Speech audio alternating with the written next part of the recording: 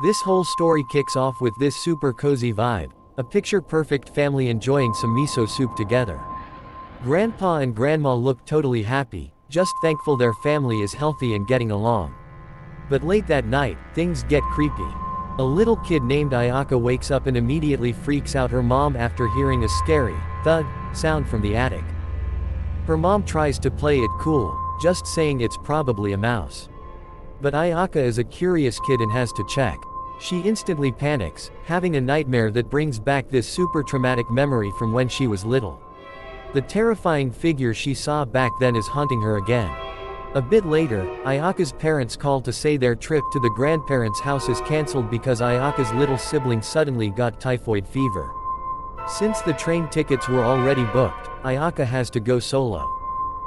Fast forward after a long trip, Ayaka finally arrives in this village in eastern Japan.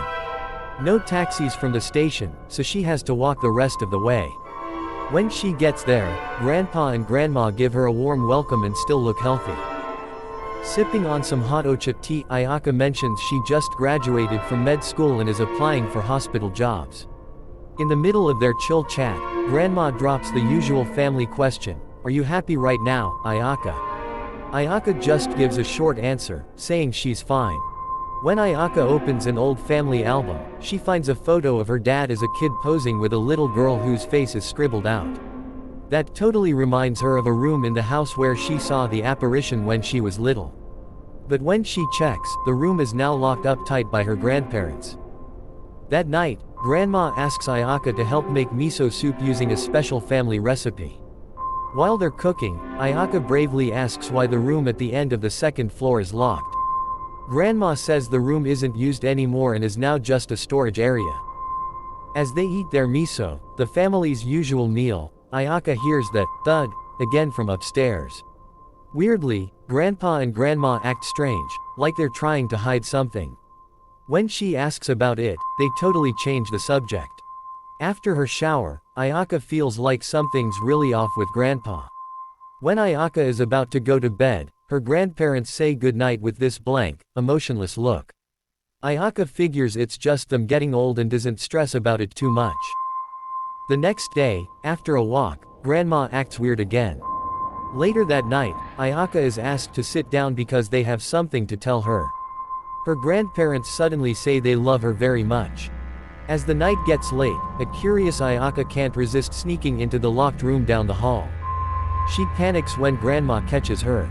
But the bigger shock is that Grandma suddenly starts acting super bizarre, moving stiffly like an NPC in a video game.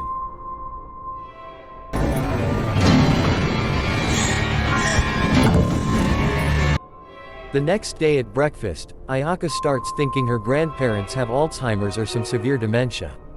After doing all that weird stuff, they act totally relaxed, like nothing happened. Ayaka's panic hits maximum when she suddenly sees an old man with his eyes and mouth stitched shut.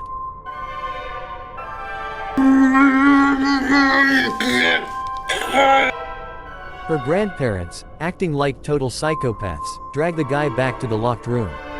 When Ayaka is caught watching, Grandma casually says this man is going to bring happiness to everyone. Seeing how terrified Ayaka is, Grandpa decides they need to tell her about their family tradition right away. In her fear, Ayaka suddenly runs into her childhood friend, Yoshiko, who she calls Kanmatsu. Seeing Ayaka so scared, Yoshiko invites her over. Once there, Ayaka tries to tell her everything she saw, but Kanmatsu keeps changing the subject and even tries to set Ayaka up with her son. Then, Yoshiko comes in and asks Ayaka to try some sweet potatoes. Ayaka can't just let this evil happen, so she rushes to the kitchen and spills everything to Yoshiko. Back at her grandparents' house, Ayaka asks Yoshiko to wait while she grabs the room key. She's shocked to see Grandma throwing up like she's pregnant. Ayaka hides and overhears Grandma feeling nauseous, just like morning sickness. Totally confused, Ayaka hears another strange sound and finds Grandma satisfying her urges with something that's still standing upright.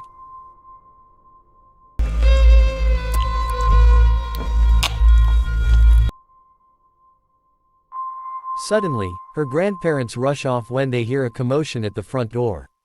Ayaka and Yoshiko use the chance to continue their plan. Reaching the locked room, they manage to free the old man, Kenji. Just before running out, Ayaka is confused to see miso paste inside a container. Tragically, they get caught red-handed. Grandma tells Yoshiko not to get involved. But they still take Kenji, planning to rush him to the hospital. Outside, they're stunned to see Kenji suddenly bolt. Worried, they chase after him. Meanwhile, Ayaka's parents are on their way to the grandparents' house.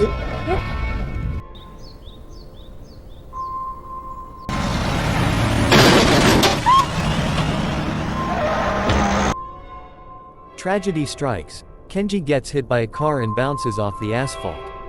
While Kenji is dying, Ayaka panics and begs everyone to call an ambulance. But the car driver and Ayaka's family act totally normal, as if this is a common thing in their village. Ayaka's dad, Nishida, is also super chill. After burning Kenji's body, Nishida chews out Yoshiko, saying she has no idea what's going on.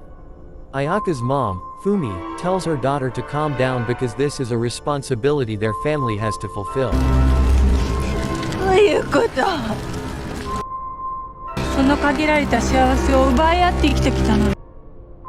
That night, Ayaka tries to ask what the heck is going on and threatens to call the police. But instead of answering, they're all busy getting ready for dinner. Feeling like her family has gone crazy, Ayaka plans to leave the house. However, Ayaka is shocked to hear her family planning to find another victim since Kenji is dead. Turns out Kenji wasn't the only one.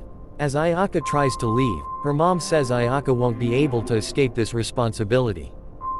The next day, when Ayaka sees Kenji's body looking like a carcass, a woman named Hana approaches her. Hana begs Ayaka's family not to pick hers as the next sacrifice. It turns out the villagers are used to doing this. Hana suggests Ayaka find another victim outside the village. In the middle of their talk, Ayaka remembers something. Back at the house, Ayaka asks who the girl in the scribbled-out photo is. Nishida says it's his older sister who ran away from home because she disagreed with the family tradition. His sister briefly lived in the mountain area of the village, but Nishida thinks she's probably dead by now. Curious, Ayaka immediately goes looking for her aunt. After asking a few villagers, Ayaka finally finds out where her aunt is. After a long walk, Ayaka manages to meet her aunt, Sumair. Without beating around the bush, Ayaka directly asks what ritual her family is actually doing. But just like her grandmother, Sumair gives a rambling answer like someone with chronic dementia.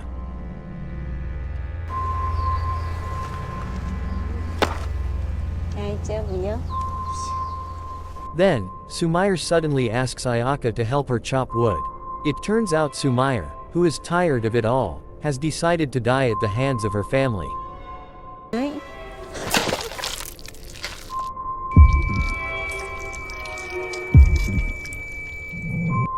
Unable to escape her family's destiny, she had performed the same ritual herself, though only on one person.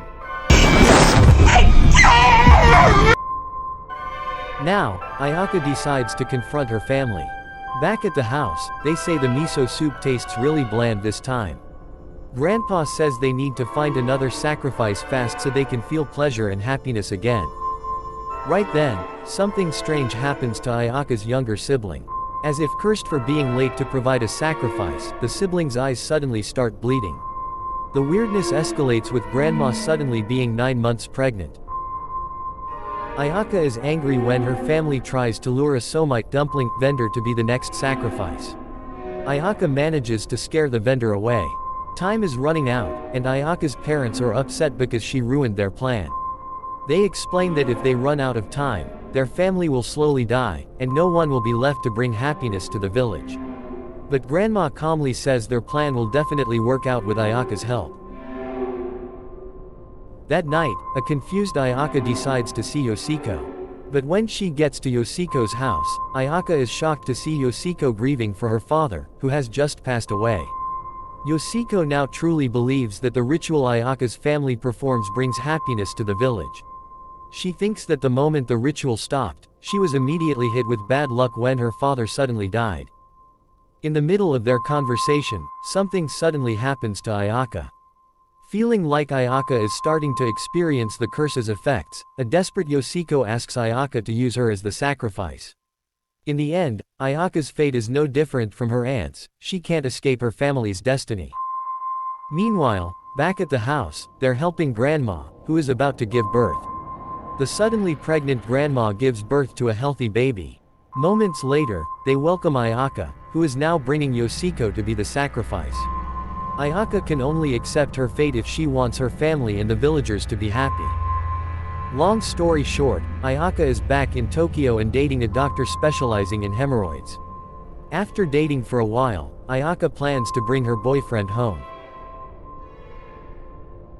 He's confused to see Ayaka suddenly crying happy tears, unaware that Ayaka is only dating him to find a sacrifice for the happiness ritual.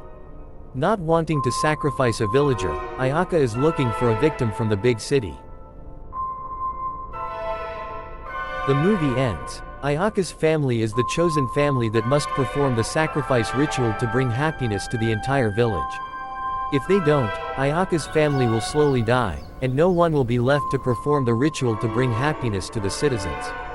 They believe all the sadness and suffering will be shouldered by the sacrifice, so the villagers will never experience suffering again.